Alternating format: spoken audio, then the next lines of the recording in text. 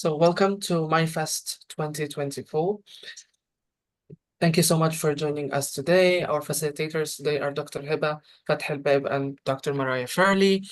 And today we're going to be talking about AI, and then I'm going to hand them the floor. But before doing that, this is a slide about our community agreements, because we're organizing MYFest with an ethos of intentionally equitable hospitality. If you don't know what that is, it's a praxis that entails that everybody in the meeting or learning space is welcomed. So with that in mind, you're invited to let us know, myself or Yasmin, or the hosts for today's session, about anything that you feel like this is discomforting you or making you uncomfortable.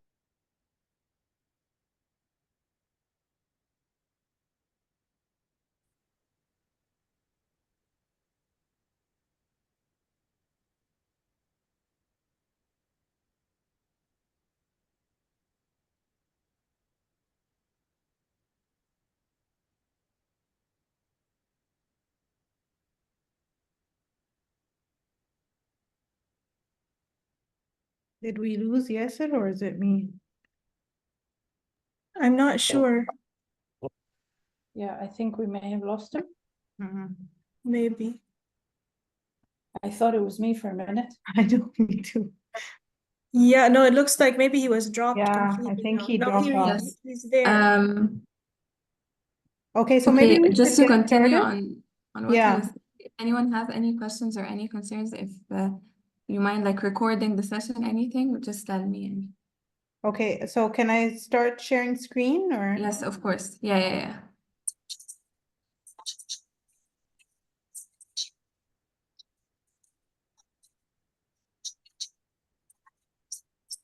So, Sorry, good.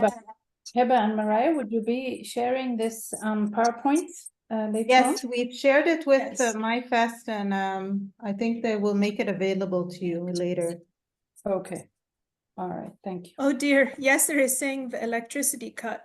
Oh no. That just happened to me, by the way, just half an hour ago, and I was thinking, oh no, I hope it comes back, and then it did. Oh, thank So, goodness. Yeah. luckily. But I think we're gonna go ahead and get started, yes? Yeah. We thought we would start off by just very briefly introducing ourselves in this wonderful space. So I'll start off. My name is Mariah Fairley. I am originally from the United States. That's where I was born, but I grew up in Tanzania, and I've spent most of my adult life here in Egypt. And I've been working at or associated with the American University in Cairo since 2008, basically. That's when I started my master's degree there. And now I currently work there in the Department of English Language Instruction. And I've known Heba since our master's degree because we did our master's degree together. So I'll hand off to her now to briefly introduce herself. Hi, everyone. So my name is Heba Fathelbab. Similar to Mariah, we have a lot of common interests, and that's why you see that we get along so well in these academically and personally even. I was born and raised in Canada to Egyptian parents, and I've also spent most of my adult life in Egypt. My association with AUC started in 2008, as Mariah mentioned, with my master's. I teach as an adjunct in the RET department, rhetoric and composition, and also in our core curriculum. And I also hold an admin position at AUC, the Senior Director for Assessment and Accreditation. And I've been in this position for about 10 years now. So yeah, that's about it. So I'll hand back to Mariah, who will continue. We're very excited to be with you all today to lead this session. Basically, the main focus is on voice, writer's voice. But we're trying to make some links, especially in the age of AI, where many of us are kind of probably struggling as educators to figure out where is the place of AI in writing. and in teaching of writing. And also this idea of many students may be kind of not really understanding that there is a big difference between what AI might produce and what a human might produce, at least currently. Maybe in future it will be more and more similar. But at the moment, there is kind of a big difference. And I think this is sort of one of the biggest differences between AI and human-generated writing is this idea of voice. And so we wanted to share this, give this workshop today, and it is going to be quite interactive. We are planning to use breakout rooms a few different times. We're also hoping that you have paper and pen, or you can also type on your laptop if you don't want to write. And we're going to do a couple of polls using Slido, and we'll also have some chance to share in the whole group as well. And in those sharing with the whole group, you can feel free to either raise your hand to use the mic or type something in the chat. Either way is perfectly fine. So today's agenda, you can see, which is up now, is we're briefly going to, well, we have a think, pair, share to begin with, but then we're briefly going to talk about just some background from the literature on voice in writing. And then the main part that will probably take the most time are the activities for developing voice. The first set of activities is thinking about developing a vision for voice. The second set of activities relates to an assignment of an autoethnography. And then we'll talk about assessment and criteria for assessment and how do we go about doing this. And finally, we will wrap up and have Q&A.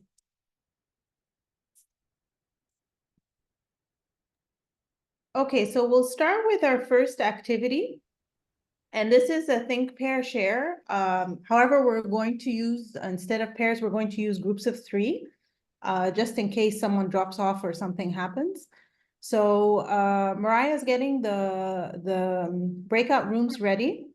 And meanwhile, what we want you to do is discuss these 3 questions. So how do you define voice in writing? What are some challenges your students face in developing voice in writing?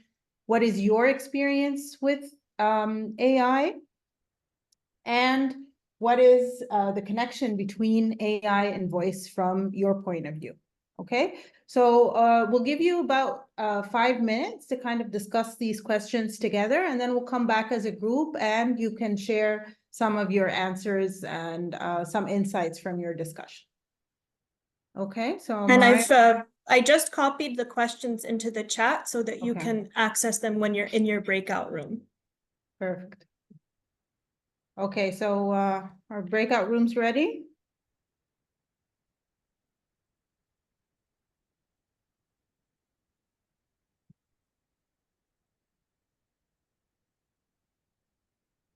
It's putting Can you just yes, pause the yes, sir, and recording? yes, mean. Yeah. Yeah, you can Pause pause the the recording, yeah, that'd be perfect. In order to lengthen. Yeah. I lost the Uh, hosting power, so when the power went cut out. Okay. Oh, Oh, no. Just came. Yeah.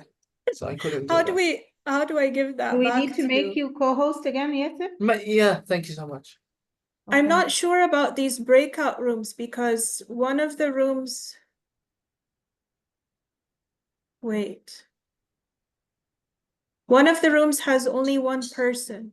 Okay, I'm gonna jump into Oh, this now. no, now Which they got moved. I Okay. don't know what's happening. Okay, so sorry, how do I give you permission? Yeah, you that, did. I've done You did. that. You Well, did. You did. oh, I'm you just did gonna already. jump into the empty room in order not to remain empty. Okay. Let me check this one. Where Shahina's is.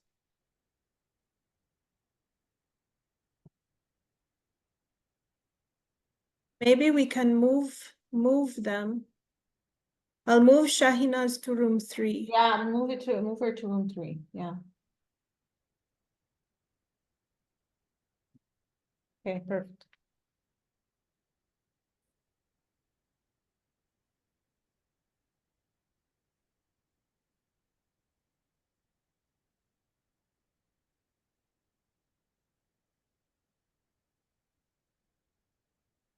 I had noticed that Mariam Osman was there at the beginning, but maybe she realized that there was overlap with what we had done at the LA symposium. Yeah.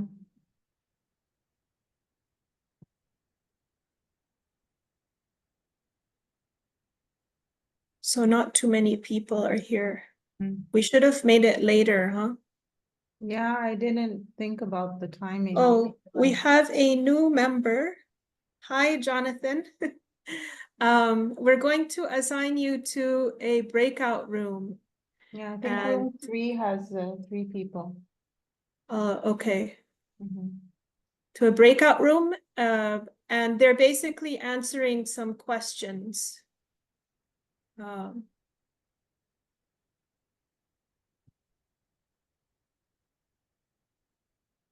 Which I've also put in the chat so you can see what the questions are that they're talking about.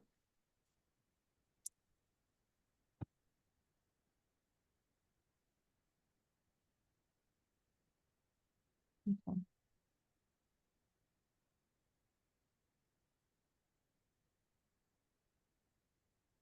How long has it been? I I think didn't it's a pay couple of attention. minutes.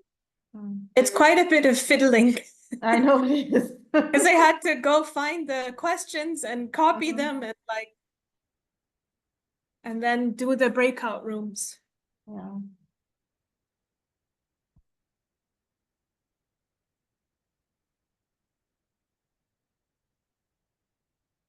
Still, the Slido is going to be more fiddly.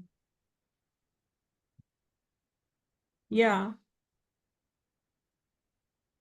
Should be okay. Yeah. I have, I'm on my So, laptop and on Is my it desktop. being paused?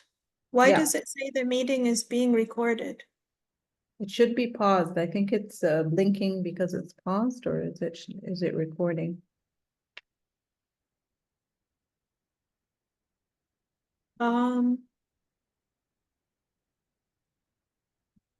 I think that it.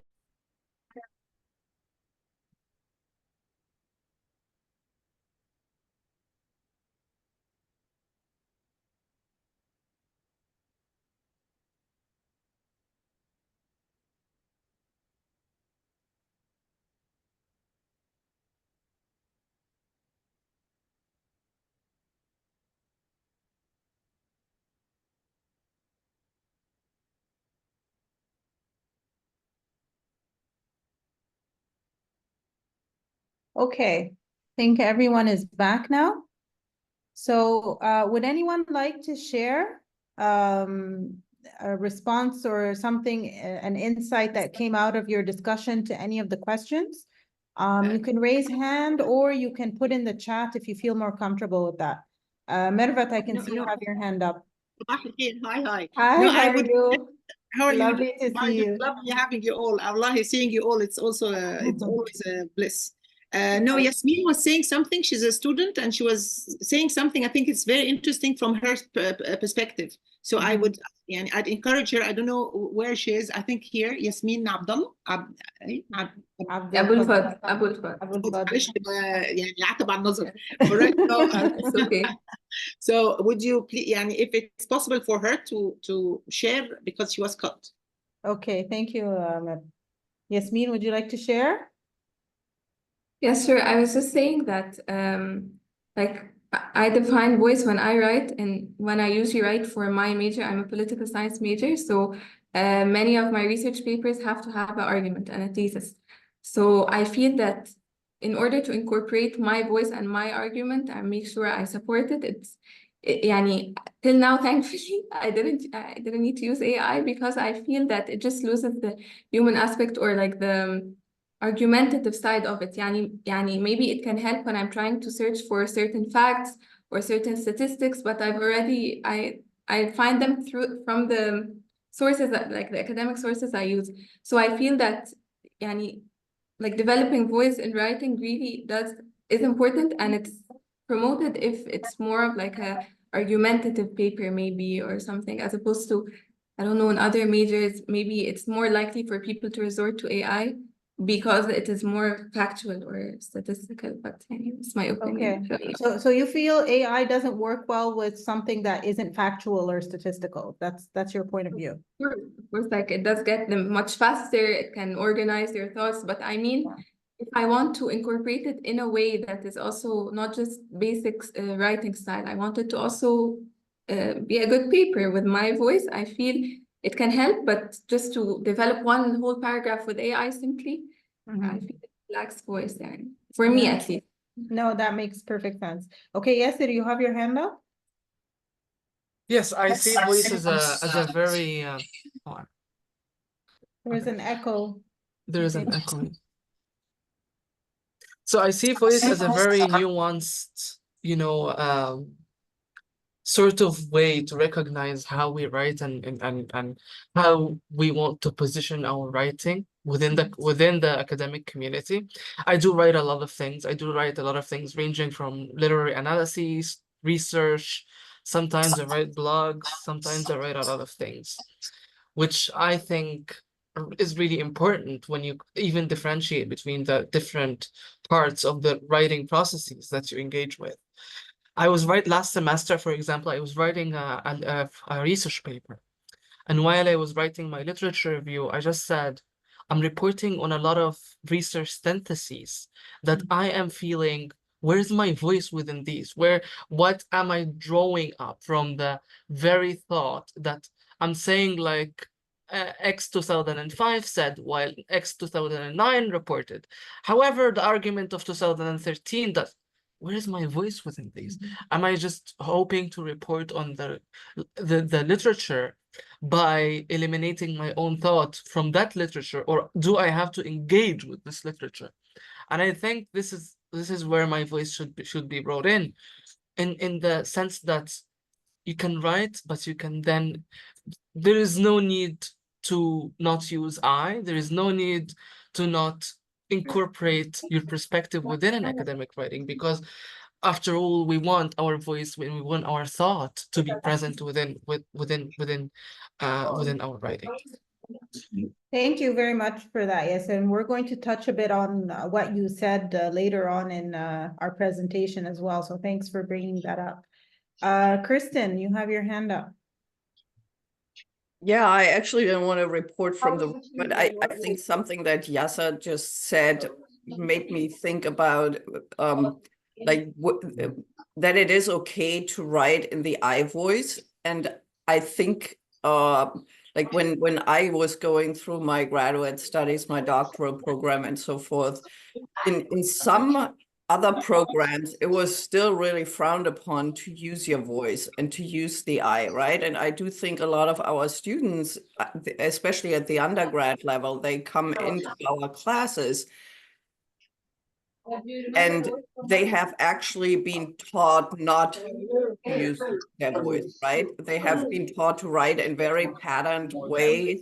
Like, I don't know if the 5-paragraph essay is still a thing in schools, but it had been for a long time. And it's kind of like writing your voice out of your writing. And then, and now we're trying to get back to, or like in some classes, we're emphasizing voice, but I don't think that is something that students just generally expect, and that it might be quite counterintuitive to a lot of students. Definitely, we agree with that. Thank you very much for sharing, Kirsten. Okay, so I think we're going to move on to the next slide where Mariah is going to talk a little bit about the theory behind voice. So actually, many of you have already touched on some of these same ideas that you see on the slide here. So it's not really that chronological as we're making it appear, but we can sort of say that these different orientations began to come to the forefront during those decades that you see on the screen. So I'll walk you through them and then talk about, well, what do we do with all of these different perspectives? So the first one is the expressivist orientation. And this sort of was quite popular in the 1990s and maybe a little bit before that too. And it's basically this idea that voice, in defining voice, we're viewing it as something that is an individual thing. Sometimes even like a fixed trait almost. It's something that is inside the individual. It's also sometimes known as authorial presence or authentic self-expression. And with this kind of definition of voice, then people are talking about, okay, voice is present or voice is absent, or, oh, the writer's voice is strong or the writer's voice is weak. And it's really focusing on the textual features. So what language and what textual features are being used to convey voice that are making it strong or weak. So it's sort of an individual expression is the first view of voice that I'm talking about. The next one comes from the sociocultural orientation. And it was really, I mean, it's been around for a while, but I think in the literature on voice, it maybe came to the fore quite a bit in the 2000s, kind of in a way, a response towards the expressivist orientation, because they were bringing in the idea that actually we can't just look at the individual, because if you think about it, voice, okay, you're expressing something, but not to a vacuum. You're expressing something to someone, right? And so when you do this, it becomes a dynamic, sort of a dynamic thing that's going on. It's not solely inside the individual, let's say the speaker or the writer, and it's not solely inside the reader or the listener either. It's almost like it's something that's constructed between you. Okay, so this idea of voice being something that's actually socially constructed. And it's so it is self-representation, but a negotiation between the writer and the reader. And rather than seeing voice as something that's strong or weak, here we're seeing voice as there's multiple possible voices that we can choose from. So we can choose, for example, to make the I much more present or much less present. These are still choices that we're making, and then each one will have a different effect. And so we're focusing more on what is the effect of these choices on the reader, basically. Is it doing what I intended, right? And so in this sense, voice is always present, but the effects might be intentional or unintentional, if that makes sense.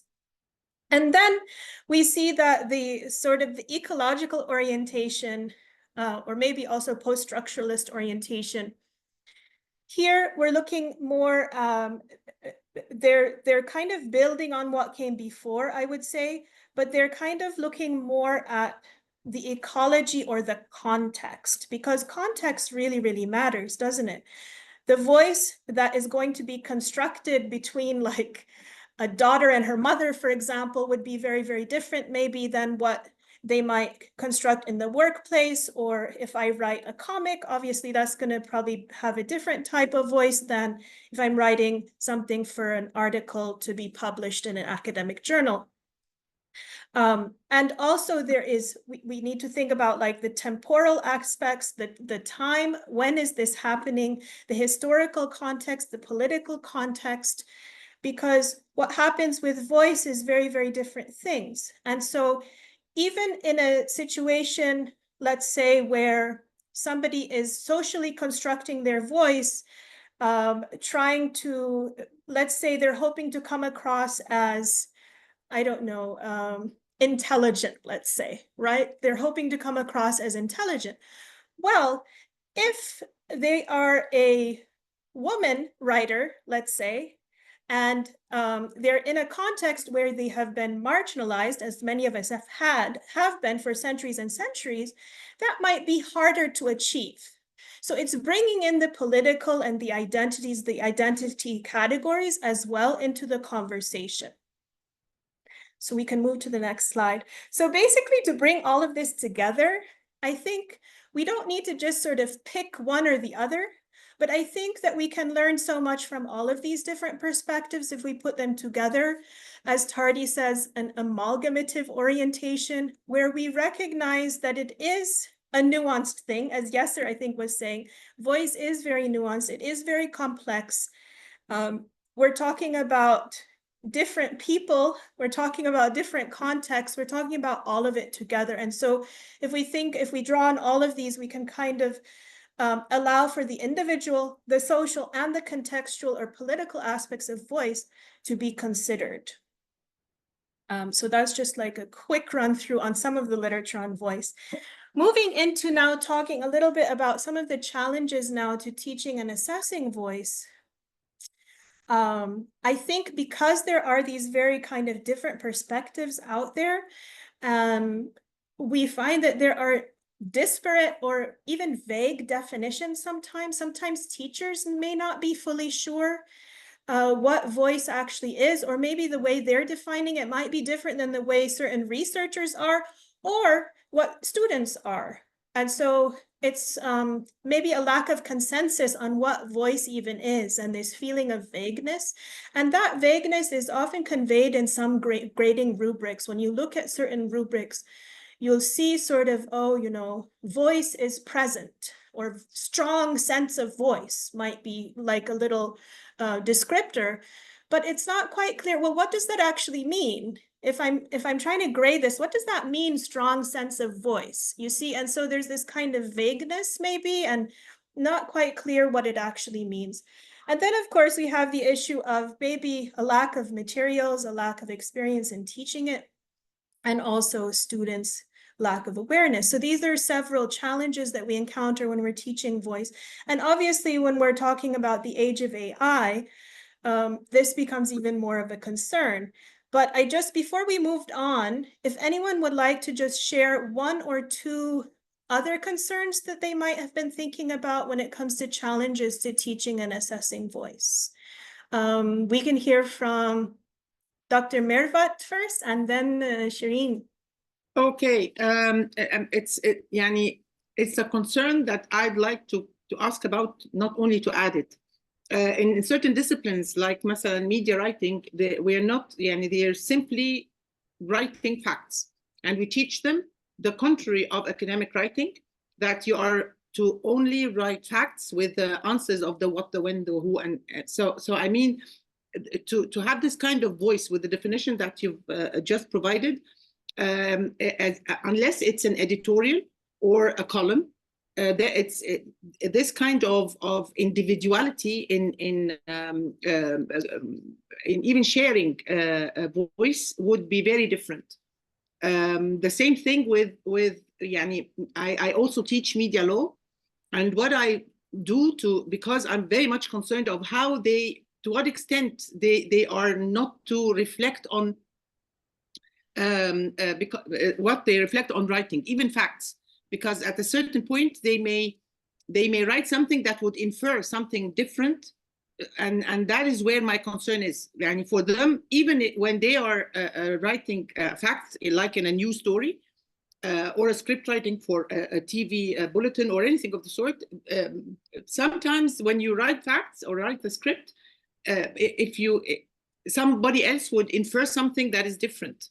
And this kind of individuality is injected because I don't believe that there is 100% objectivity. So this is also a concern, that in some disciplines you cannot encourage voice or individuality unless you are actually teaching them to criticize a production, a review of a textbook or a book or a novel or anything of the sort.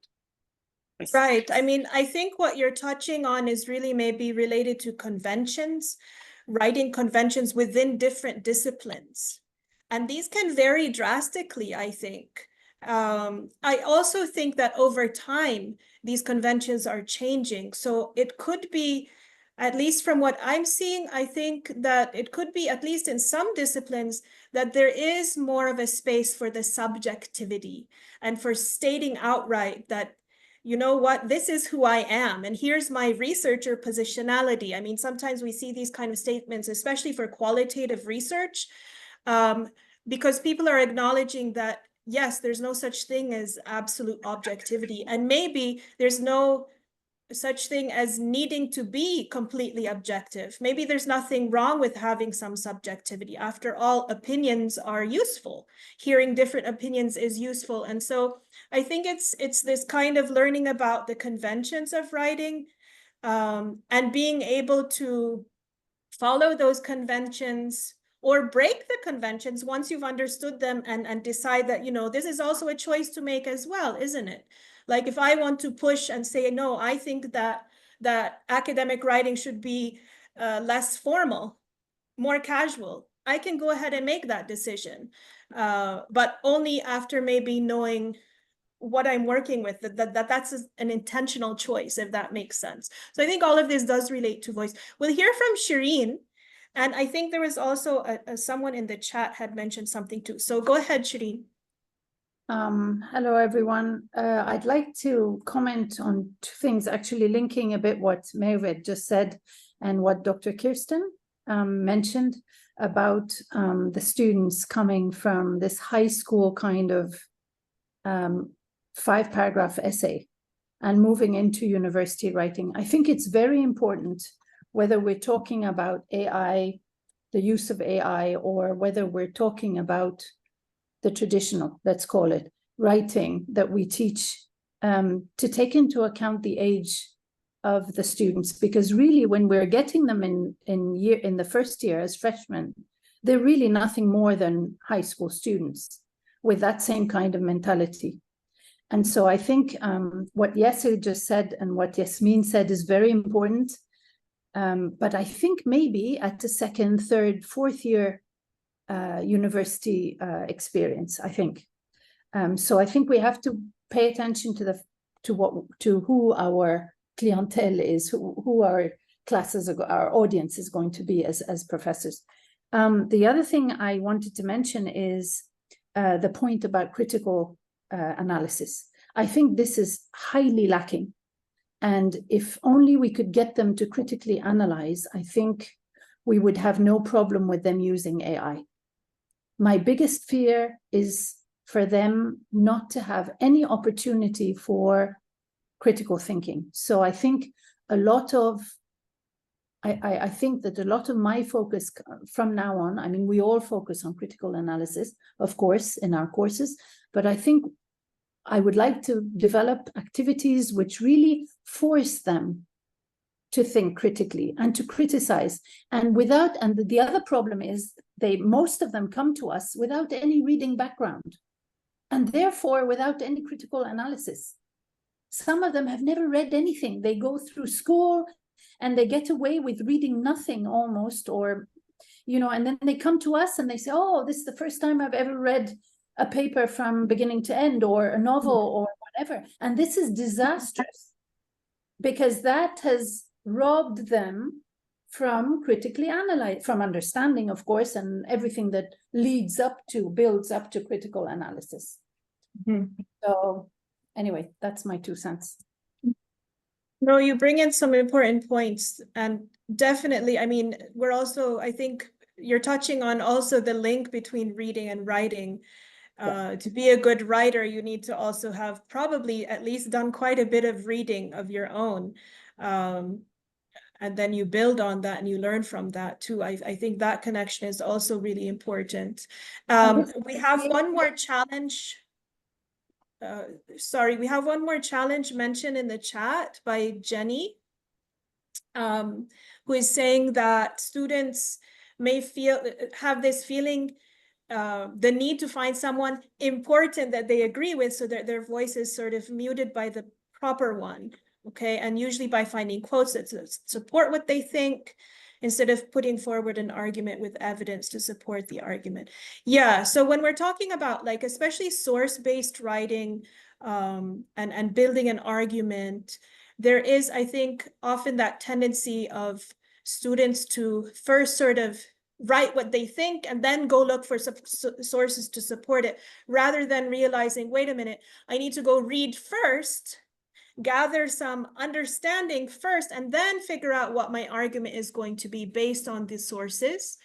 But also not losing the fact that I, as a writer, I mean, I'm also important too. and what I think does matter too. And so finding that balance, or how do you do that in an academic writing context?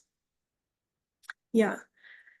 Okay, thanks very much. We will move into now agree or disagree with Heba. Okay, so we're kind of going to bring in what we discussed in this previous slide into how we apply that and how we use that in our classrooms. So we have three statements here. There are ethical ways for students to use AI in source-based writing. There are ethical ways for students to use AI in reflective-based writing. And students can use AI in their writing assignments while still maintaining their writer's voice. So what I'm going to do is we're going to move to a Slido where I want you to mention if you agree or disagree with these statements. And then what we're going to do is we're going to go into groups and discuss the rationale for our answers. So just 1 minute, I will share. Okay, so you can either join from the QR code, or you can type in slido.com and that number, which we will put in the chat as well.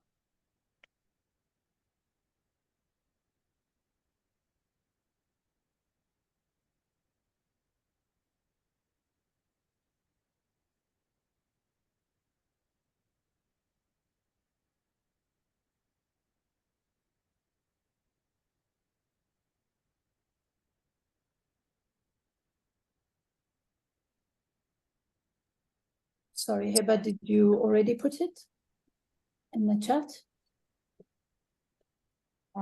Just 1 second. No. Okay.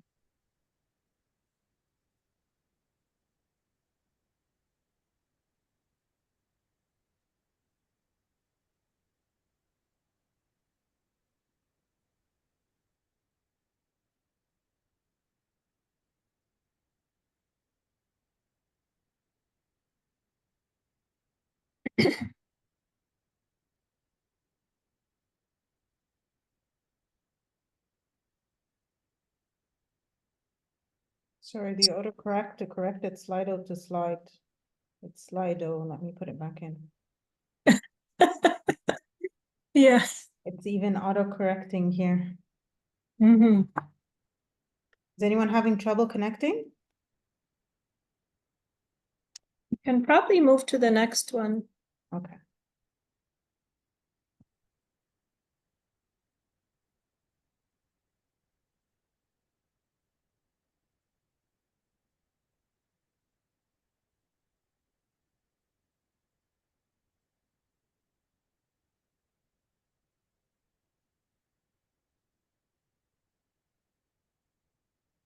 Okay, so not sure is appearing in this question a bit. It was a more clear-cut one for the first one. No, okay, so we have 71% that say yes, 14 say not sure, and no say that we have 14% that say no. So let's just keep that in mind as we go into our groups later on. Okay, and the final question.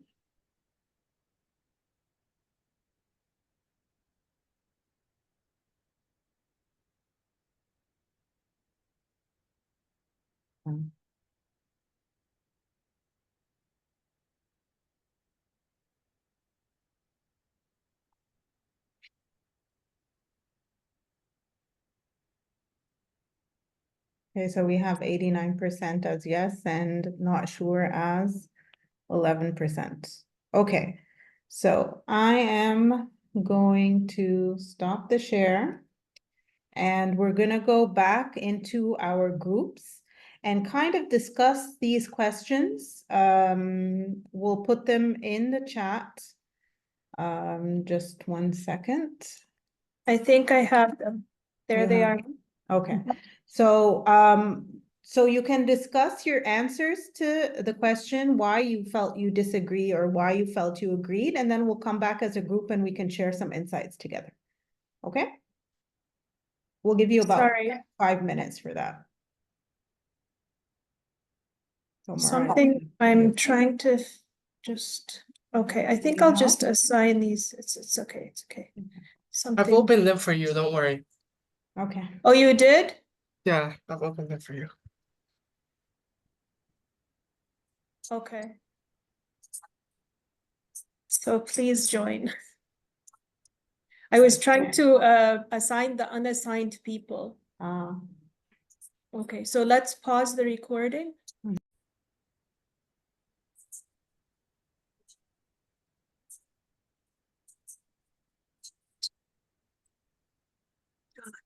Here they all are. Okay, so everyone's back. Would anyone like to share some insights that were discussed in your groups?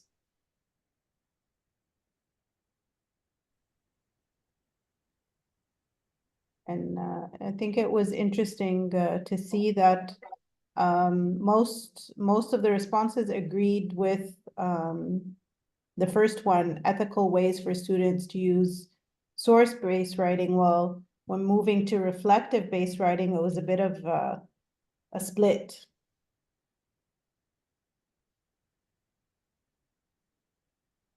Yeah, okay, so we're going to talk more about that. If no one feels like sharing right now, we're going to talk more about that in our next activities anyway. So we'll move on now to our first activity, developing a vision of voice. And Mariah will start with this. So this is more sort of a set of activities, the first set of activities, and there's sort of 4 little mini activities within this bigger set. And we're going to walk you through them. The first is this compare and contrast activity, where they're going to compare 2 pieces of writing. Then there's a discussion that's going to happen after comparing these 2 pieces of writing, followed by making a mind map and setting goals related to voice. And all of this is to begin developing a vision of what voice is in general and what I want my voice to be and how I can help it become that. So the first activity, now this is, we're imagining that you guys are all students now, okay? So if any of you are teachers, you can take off that teacher hat for a minute, but sort of you can have it on the back burner too, and just be thinking that you're students through all of these little activities. So basically what we're going to have you do is you're going to get into your groups again. And when you're in your groups, you're going to access this document that Heba is going to click on now.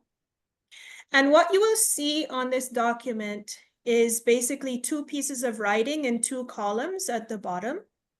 And basically, writers for this little assignment, these are excerpts. For this little assignment, writers are asked to write about a time that they had experienced either some kind of abuse or some kind of mistreatment, and then to reflect on how they could connect with being the change for this issue, whatever that issue related to. And so the 2 pieces selected below are about experiences with sexual harassment and assault. So trigger warning, if this is not something that you want to read about, you can, just hang back with us in the main room if you want to. But if this is okay with you, you will go into your breakout room, access the document, go ahead and just read through these 2, quickly skim through these 2 pieces of writing. And then discuss together, how do you feel as a reader for each one and why? What are some differences, if any, between the 2? Which one draws you in and what draws you in? What doesn't draw you in? Is there any kind of feedback you'd give on either of the 2 pieces? So just have a quick discussion about your response, basically. How do you feel about these 2 pieces of writing? And Heba, you can put the link in the chat to the document, right? Yeah. And then we'll put you into your breakout rooms. And I think we'll give you about 10 minutes, just a couple minutes to read through, and then a few minutes to talk about how you feel about in comparing the 2. Okay, so I'll open the breakout rooms and you can go to your groups.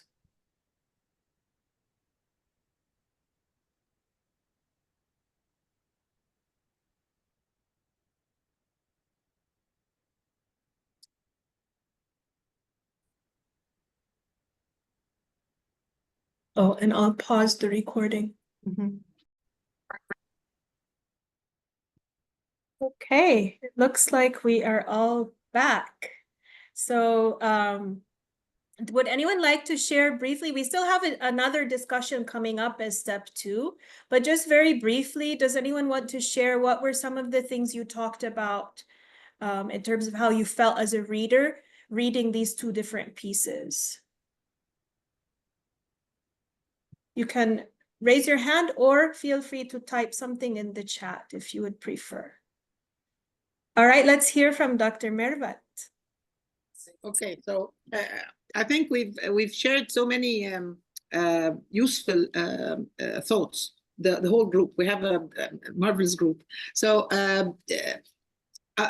first, if I read both, the first impression that the one on the left is AI generated, or at least there is something that has to do with prompt and not very wise prompting for the first one. Besides, if I'm targeting students, or if I'm wearing the hat of a student and I want to speak to my mates, definitely the first one is not productive at all.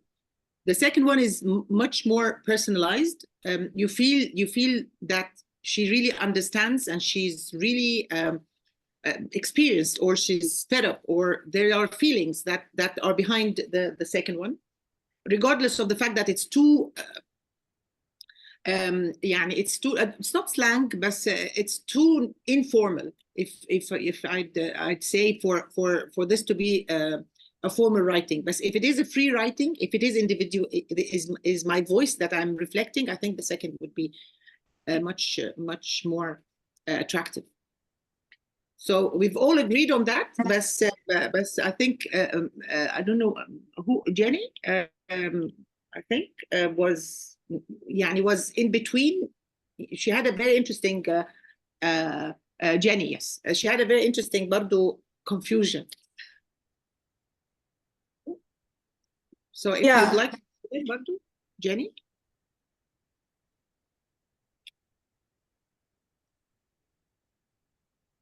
Sorry, I was doing something else real quick from work. So what was, I mean, I just wanted to ask you to please share this kind of comment that you just shared with us.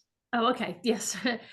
Just the fact that the one made a big leap from a small incident to major advocacy, and the other took a large incident, and then the end was, well, I can may it be a change by being friendly. And so the process of getting from the beginning to the end, I thought, again, we're guessing maybe the assignment was to see how they could take that and apply change, but neither of them did it very well. And I think that was what I said. I don't know. I don't think I phrased that exactly the same way, but neither of them made a believable leap for me from the event to the end. Right. So, I mean, that is something that actually I think students do find very challenging. I think we all find it very challenging, connecting things that we've been through to, okay, now what do I want to do to live more intentionally going forward, right? And so I can see that there is, it's true how the two are kind of flip-flopped the other way around.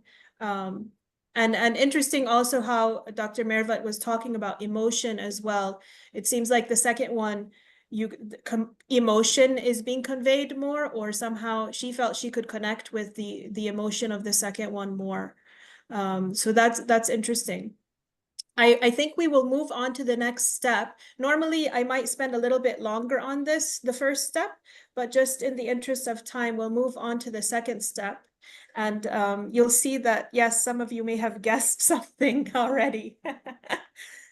Okay, so let's keep in mind that these are activities that we're doing with our students. So again, this is an activity that you would have with your students, but we're going to do it together here as a group. But I just want you to make sure that you keep in mind that this is originally designed for students. So as a follow-up to that first step, You're now going to reveal that one of these pieces was AI generated. Which one was it and why do you think so? How would you describe the AI voice or the human voice? How does it make you feel as a reader when you find out that one was AI? And how do you think I feel as a teacher when a student submits an AI generated piece of writing like this one? So we're going to do a group discussion, a whole group discussion for this. So any of these questions that you feel you want to venture, just maybe raise your hand or type in the chat and we can discuss together. So Shireen? Yeah, I immediately felt the first one was the one on the left was definitely AI. Obviously, the big words.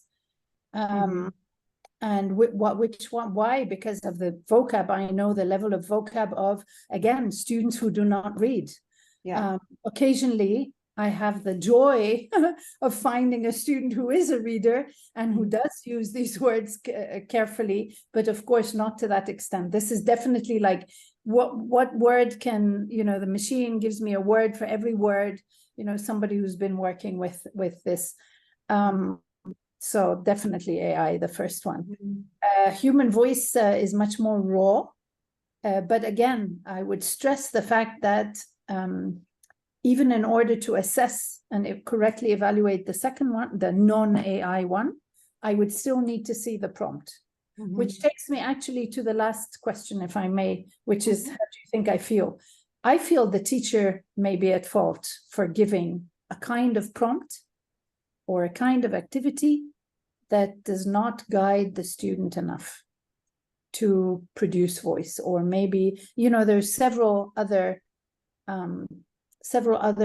parameters that I think a professor or a teacher can put in place to encourage the student to produce real personal writing. I think at least in our culture, let's say, there is a fear among students that they shouldn't really say what they feel. I remember one student, at the end, she just said, "Doctor, just tell me what you want me to write." And that's stemming from a fear of the culture of schooling that they've had, unfortunately. So anyway. And also, I think what we're trying to, the message that we're trying to send to the students with this question is that it has an effect on us as teachers when we teach them how to write and how to do all of this, and then they kind of sometimes try to take the easy way out or so we want to try to convey that we as teachers do feel and are affected by that as well. So, and you make valid points, of course, with all your responses. Thank you, Shireen. Does anyone else want to share perspective? Okay, and I think mainly with these questions, what we're trying to convey to the students is that the second one, which is not AI generated, kind of feels more human and more personal, which, as you mentioned in the previous question, helps you connect with it more.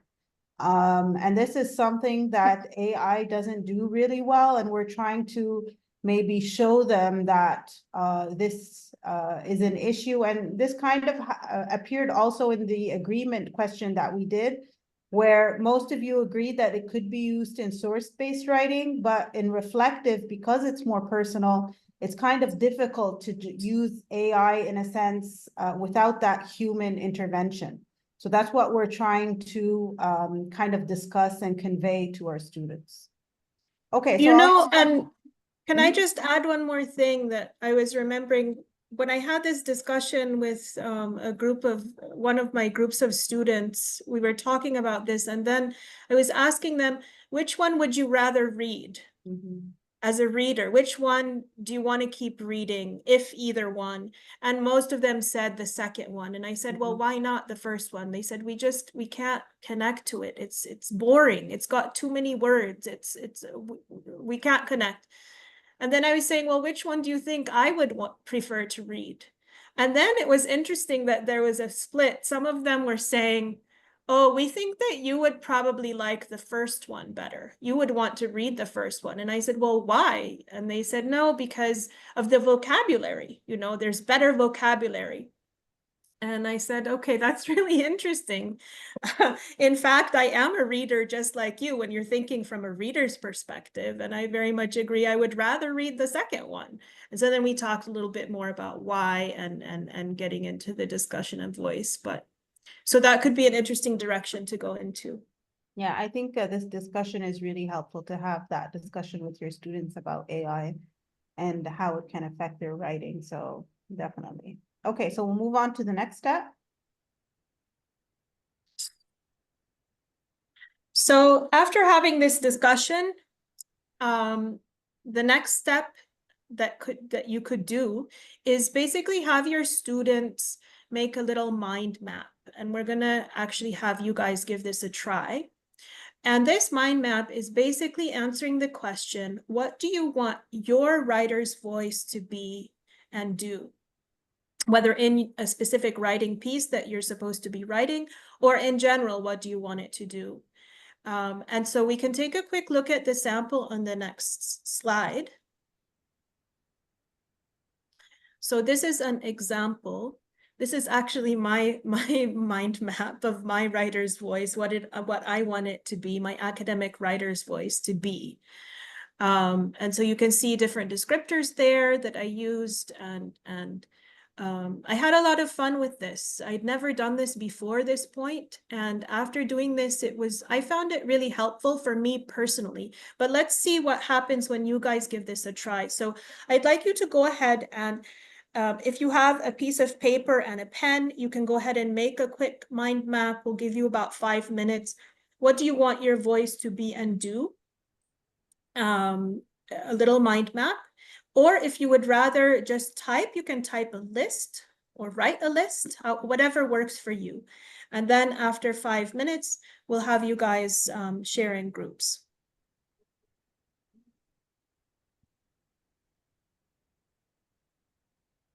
And we've got a couple things in the chat that we need to get back to.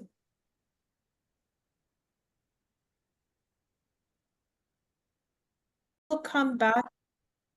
The purpose of this sharing is when students share with each other, they get more ideas from one another, and it also sort of maybe builds maybe solidarity or confidence in each other, because they'll realize that many of them thought of some similar things, but also they learn from each other's ideas, hopefully.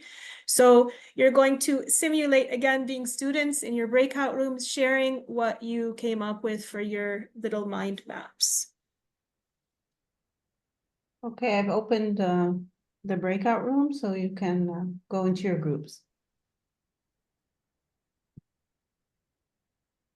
Okay, can we pause the recording? Aren't the themes like, do they not know the themes ahead of time? Sorry, everybody's back. They do, yeah, they do, but I still feel like sometimes they choose a theme because it's better than the others, but maybe they wanted something else, you know what I mean? Gotcha. Yeah. Okay. I think everyone is back. Everybody is back. So in the debriefing, it's not necessarily to share what do you want your personal writer's voice to be or do, but rather what did you maybe learn from engaging in this activity? Did you find it helpful or not? If so, how? Was it helpful? Or any other comments on the activity itself of doing a mind map? Okay, so we'll move on to the next step. Well, I don't know if anyone had anything they wanted to say or not.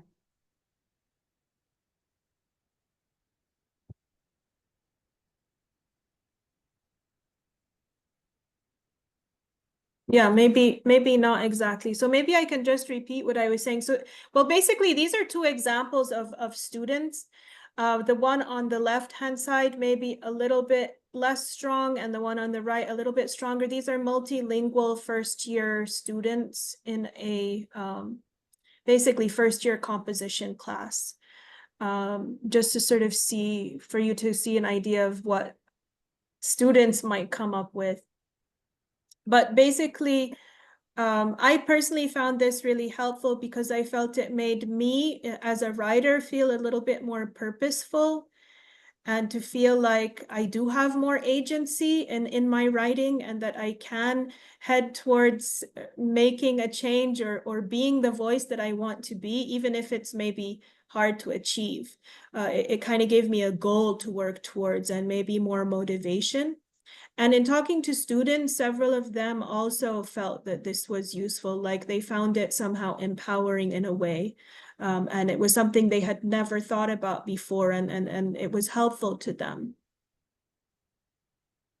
Okay, so this is the final step of this kind of series of activities, which kind of brings it all together and have them kind of translate what we've been discussing and learning into a real life goal for them in their writing.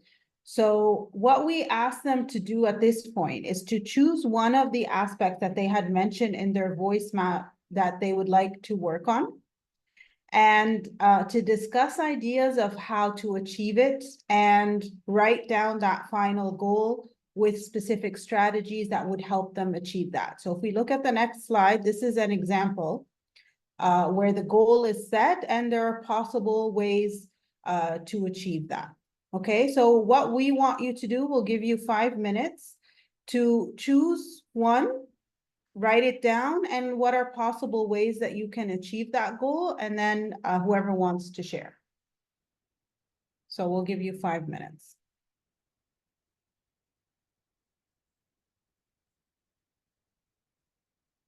Thanks. Okay, so I think do we have another hand? Yes, sir.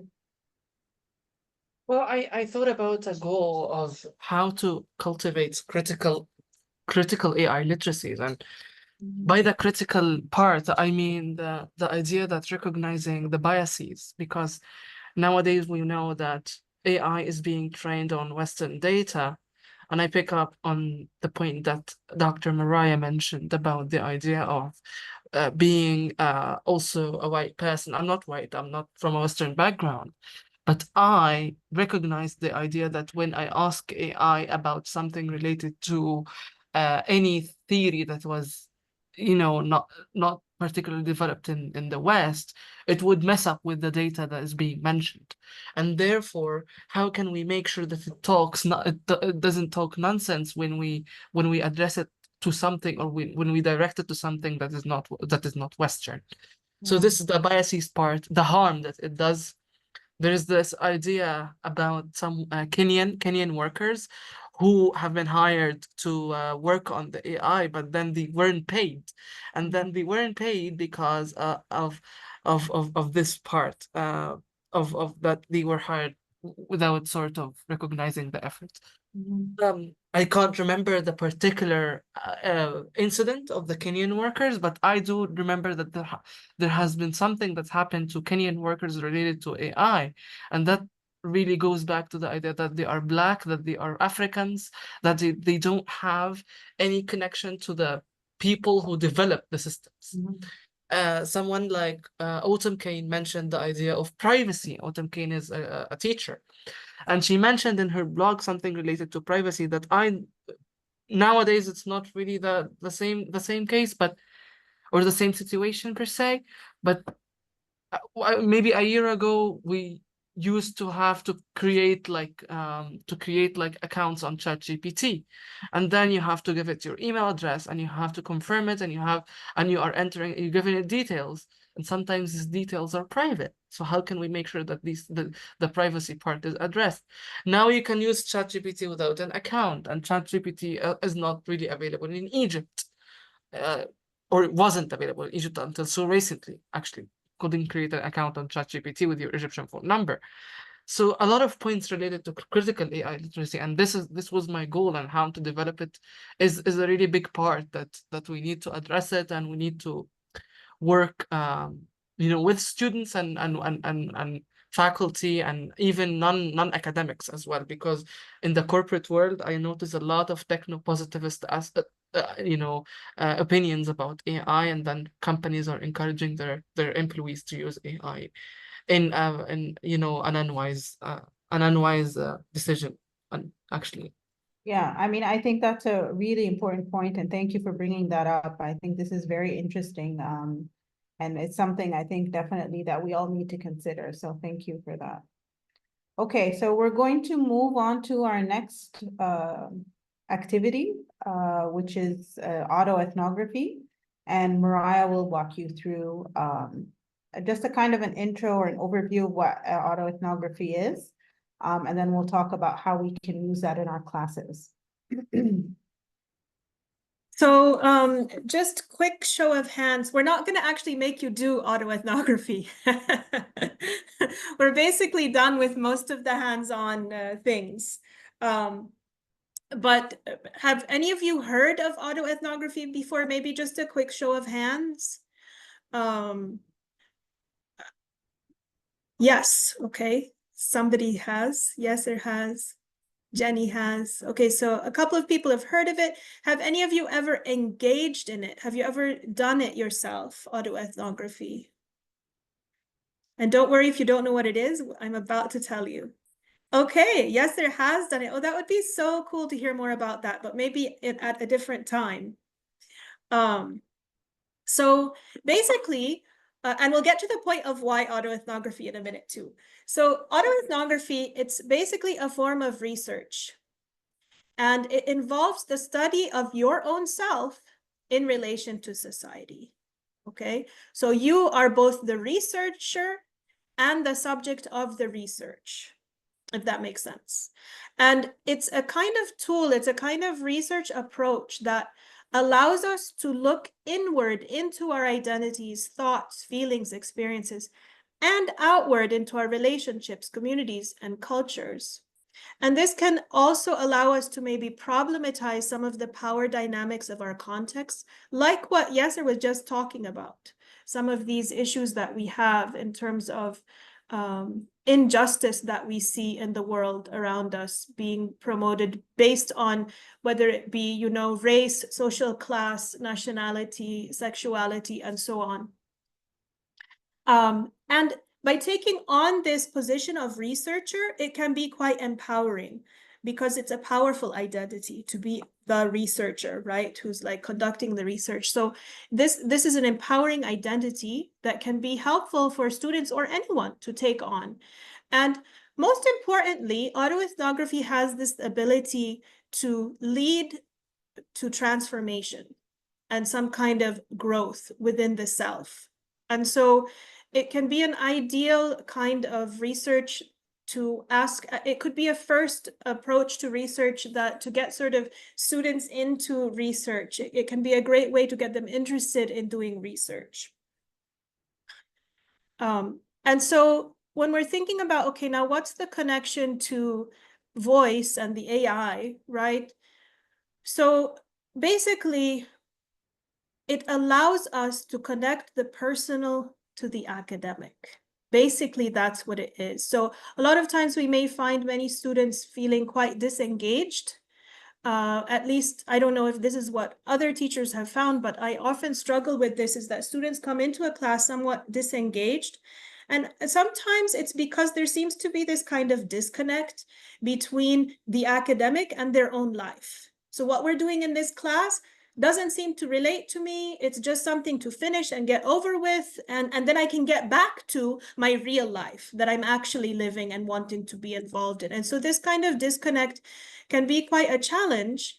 But autoethnography basically seeks to bring those two together because you're studying yourself, but then in relation to society. And so therefore you have to bring in some sources too, as well, or at least most modes of autoethnography. There are kinds of autoethnography where you don't have to bring in other sources, but in our case, that's what we've been doing, is trying to bring in outside sources as well. So once you're studying yourself, then you're bringing in sources to help understand yourself in relation to society better. So it broaches that artificial distance between the academic and the personal.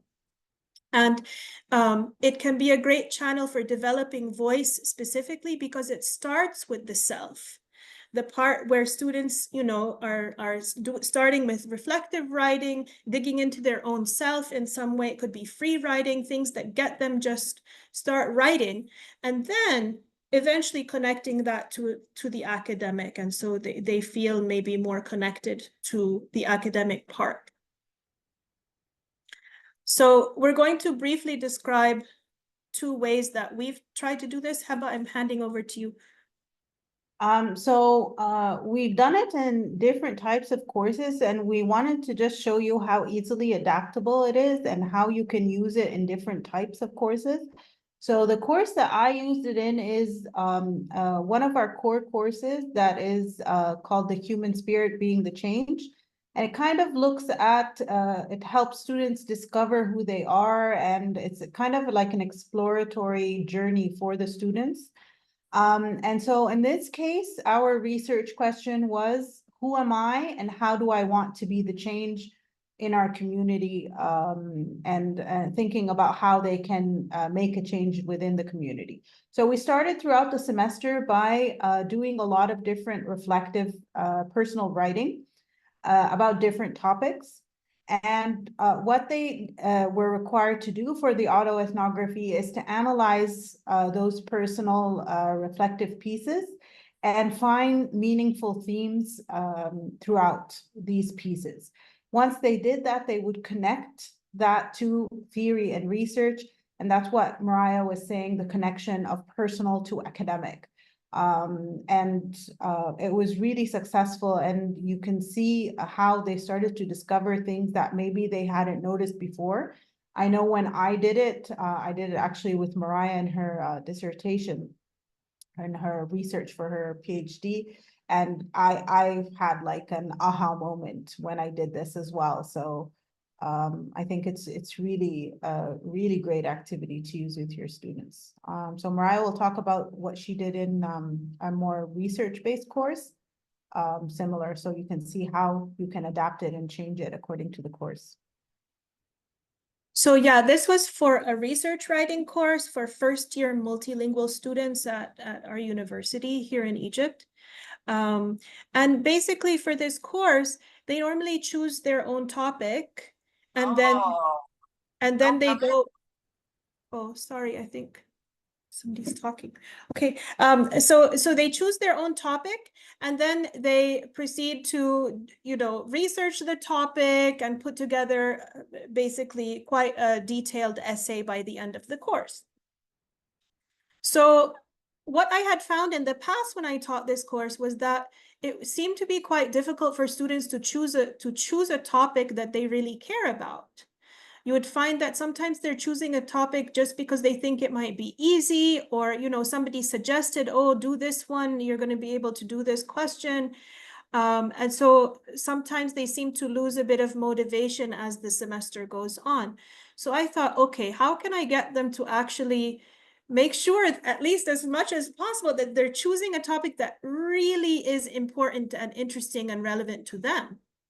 And so that's when I got the idea of, well, let me try this little, we did a mini autoethnography basically. And so what we did for this is I had them do these three mini reflection assignments, which was really asking them to just free write basically. So for the first one, they had to free write about a few moments in their life that they recall as significant for some reason, and that seemed to maybe say something about them and their life experiences. The second one was to free write about a few texts. It could be musical, it could be any kind of a text in this case, that they felt had had a deep impact on them in some way in their life, and to reflect on that. And then the third one was to reflect on some compositions that they personally had been involved in composing, whether on their own or as a group. And this could be any type of thing. Again, it could be something they had written, it could be a video they created, whatever. And reflecting on, you know, why did they pick it? You know, why do they care so much about that particular composition? And so then they go back through and they analyze all of this, and they're trying to answer the question, who am I and what is my research interest?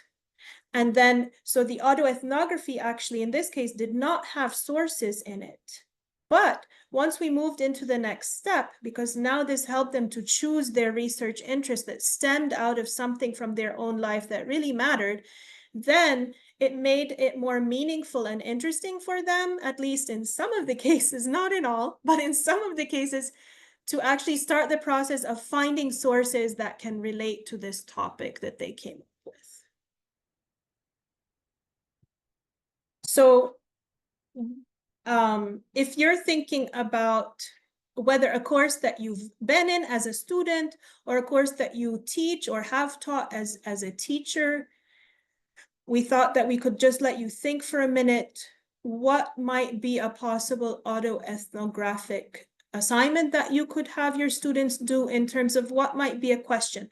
So our two example questions were, who am I and how do I want to be the change? Who am I and what is my research interest? Any other thoughts on what could be a possible assignment on this? We give you just maybe 1 minute to think, and then if anyone has something to share.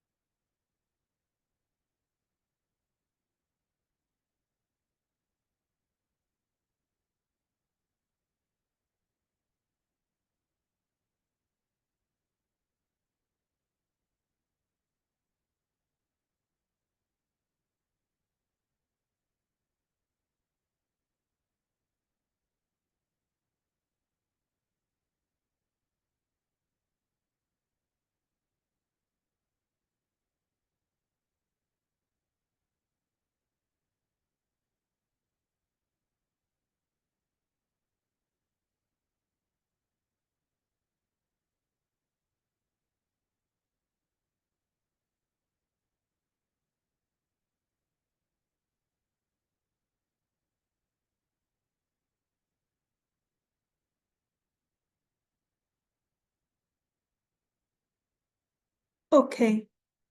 I know this was kind of asking a lot. You probably need a bit more time to process and think about this on your own later on. But if anyone did have an idea they wanted to share, please feel free. Shahina says, how to relate one of the chemistry topics to your daily life. Nice. Yeah, that could totally work. Who am I and what community do I feel most connected to? I like that. Who am I and how do I approach the idea of learning? I love it. Lovely, lovely, lovely. All of these are great. Really nice questions. You can tell I love autoethnography. Yeah. All right, so back to Heba. Okay, so we're going to do a quick kind of, we're going to touch this really quickly, the assessment of voice in writing. So what I'm going to do is I'm going to share another Slido. Okay, just 1 second. Let me just share screen. Okay, so this is the Slido, and let's put the number in the chat as well. Second. Okay. Oops.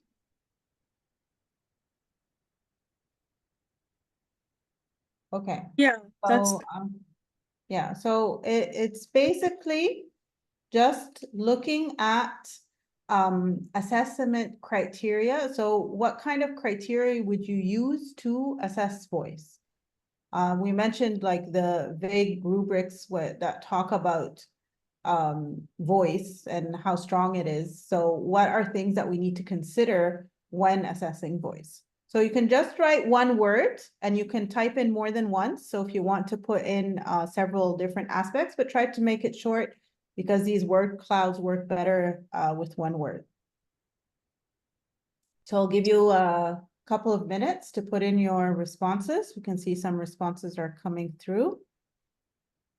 Okay, great. Connect with audience, authenticity.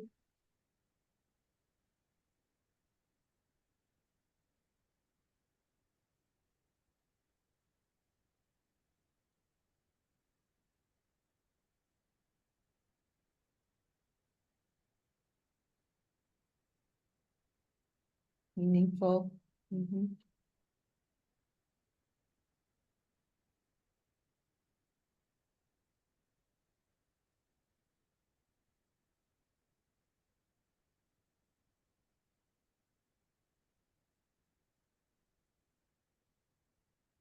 Yeah, we had a lot of good responses coming in.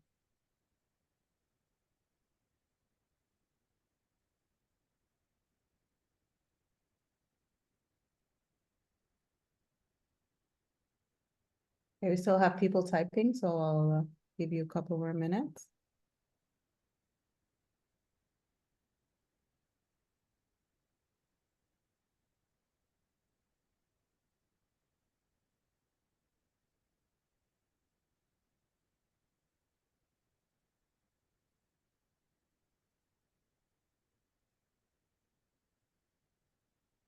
Okay, great. I'm not sure what ISS stands for. Real understanding of ISS. Does anyone someone who wrote that? I wrote that. It was issue, real understanding of issue. Okay.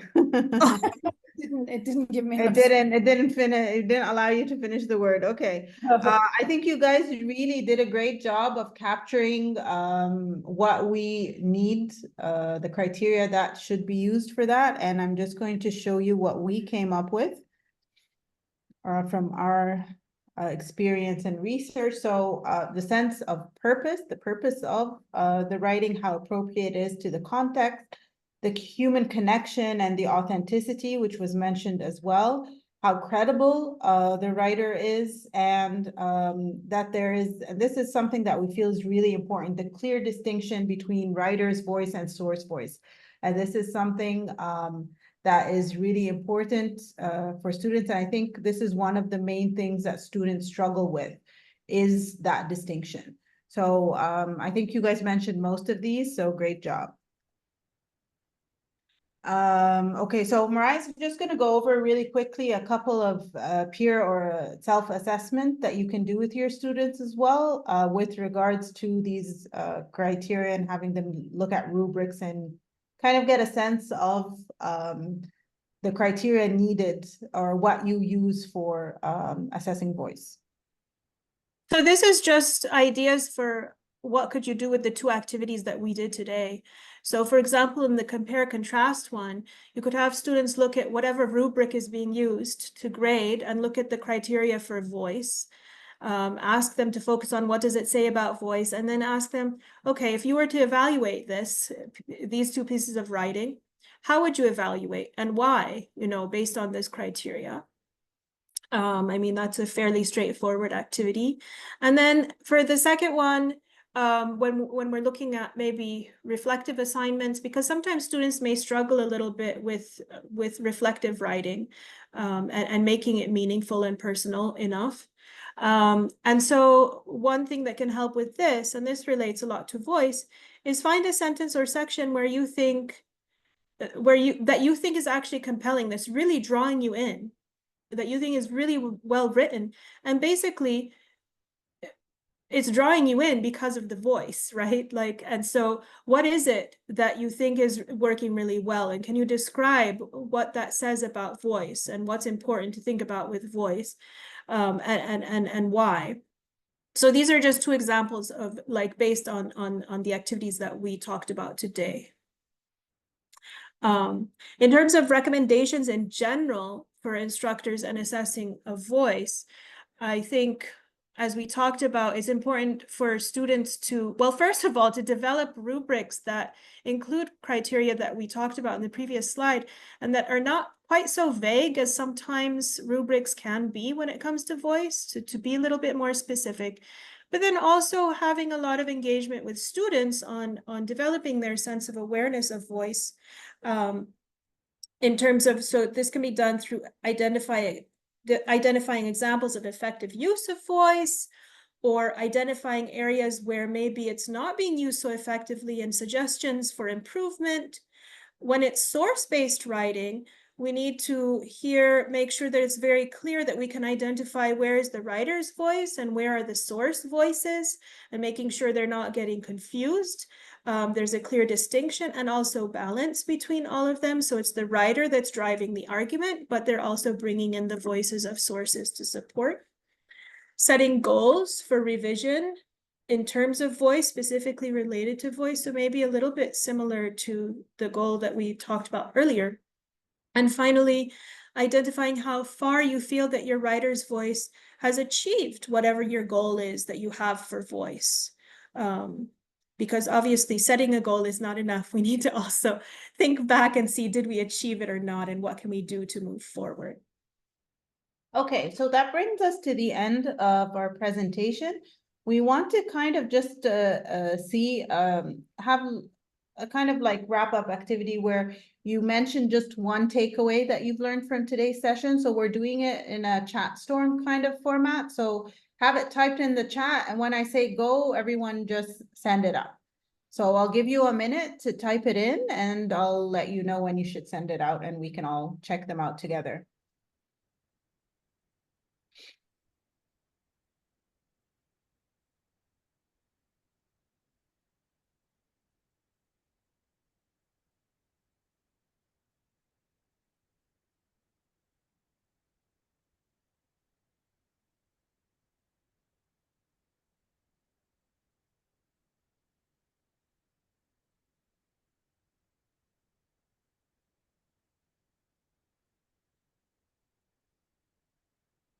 Okay, I think we're ready. Go. Can send in your.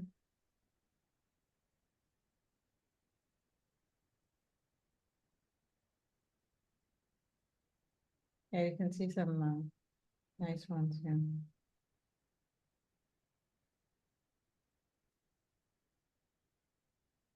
Great takeaway, guys. We're really happy that we got these out of the session. So, okay, so I think we have, this was just a final quote. I think we'll move on to Q&A. I think we have a few minutes. These were our references. So if you have any questions, I think we have like about 4 minutes, and we can take questions. We still have takeaways coming in. Thank you, guys. Any questions? Can you please Several share interesting these slides? Yes, we're sharing the slides.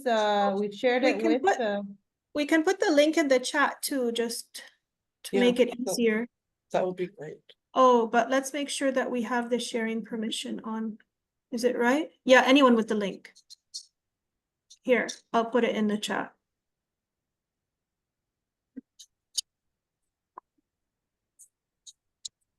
Do we have any other questions? Oops.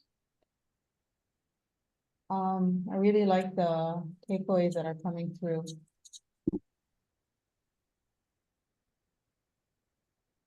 I see a lot of people are leaving. There's a feedback form. Yeah. But people were, yeah. Anyone wants to fill that out? Okay. To the quote, if you want. Yeah, we can go back to the quote. We have time now. All right. Does anybody know Paul Matsuda? He's kind of a guru in the composition field, I guess. He has a conference that he leads every year called Second Language Writing Symposium, I think it's called. So this is a quote from him that we thought was interesting. You can go ahead and read it if you like.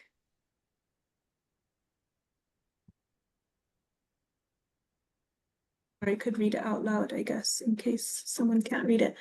Upon reflection, I came to understand that finding my own voice was not the process of discovering the true self that was within myself, which to me didn't exist in the first place.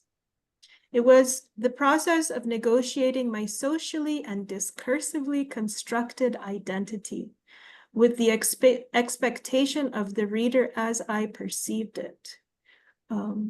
So yeah, we thought this quote really kind of summed up nicely the complexity of voice.